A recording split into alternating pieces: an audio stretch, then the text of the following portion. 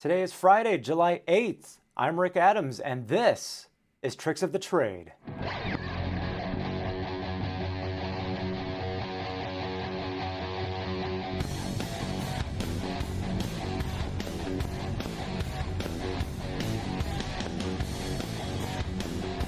All data and other information contained throughout this video are for demonstration purposes only and shall not be construed as trading or investment advice or an advertisement for software or other trading applications, nor shall any part of this presentation be considered a recommendation of securities or other tradable products or related strategies. Trading and investing, whether short or long-term, involve risks that may not be suitable for everyone.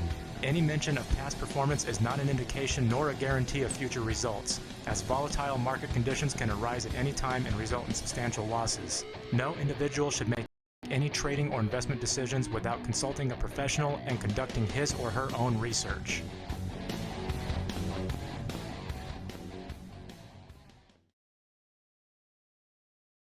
Welcome to Tricks of the Trade on this Jobs Report Friday. Payrolls for the month of June came in at 372,000 this morning, exceeding the estimate of 250,000. Despite the stronger than expected jobs report, however, the markets were pretty quiet and failed to maintain any sort of direction throughout the trading day. For the week, however, the major market indices posted solid gains, with the Dow ending the week with a gain of about 241 points, the S&P 500 gained 74 points, the Nasdaq Composite gained 507 points, the Russell 2000 gained 41 points, and volatility came in by about 3 points. Crude oil finished the week down $3.63, gold down $60.60, silver down 43 cents, and natural gas ended the week up 29 cents. The portfolio structure as of market close today, I am 56% allocated, with 46% in secured puts and 10% in long stock. The remaining 44% is sitting on the sidelines in cash. 44% of my positions are long and 56% are short, but my short side is largely short puts. So from the standpoint of market sentiment, I am 56% bullish and 44% bearish. On the option side, I'm short 12 deltas, I'm picking up $5 per day in theta decay, and my extrinsic value is at $2.84 at mid-price. The $2.84 in extrinsic value is largely due to a combo position that I have in Unum. That's UNM on the New York Stock Exchange, where I am long stock, short a call, and short a put, with both the call and put in the August expiration cycle. There are several different strategies embedded into this position. One is long stock. Two is a covered call with the long stock and short 32.5 call. Three is a naked short 30 put. And the last embedded strategy is a short strangle with the short call and short put. Of the $2.84 in extrinsic value mentioned a moment ago, $1.84 comes from the short strangle side of this position, or more specifically, $1.21.5 from the short call and 62.5 cents from the short put. Add those two together and we get $1.84. Now this brings up something important with regards to either holding or rolling a leg of a combo position such as this one.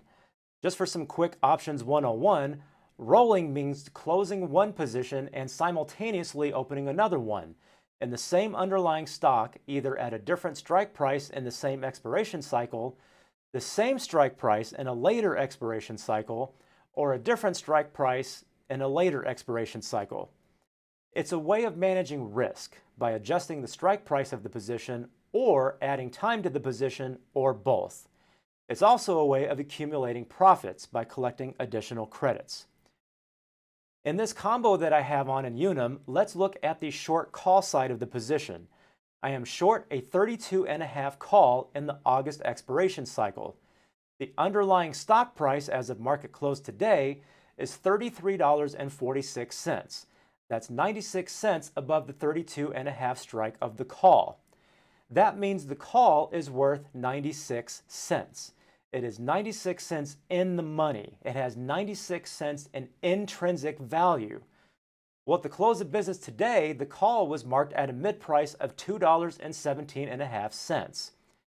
Let's just call it 218 for simplicity's sake. So it's marked at $2.18 when it's really only worth 96 cents. If we take the 96 cents out of the 218, we're left with $1.22 in extrinsic value. Anything in excess of intrinsic value is extrinsic value.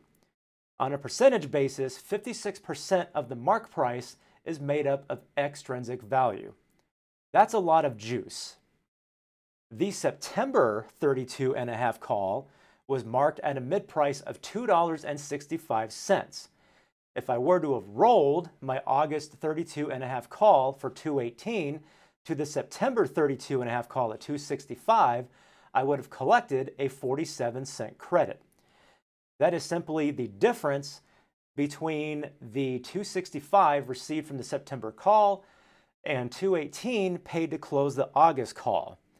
So if I were to have rolled my August call to September, I would have given up a big chunk of the $1.22 in extrinsic value to collect a 47-cent credit. That's 75 cents or 61% of the value I would have given up in the roll. So in the end, it wasn't worth it to roll.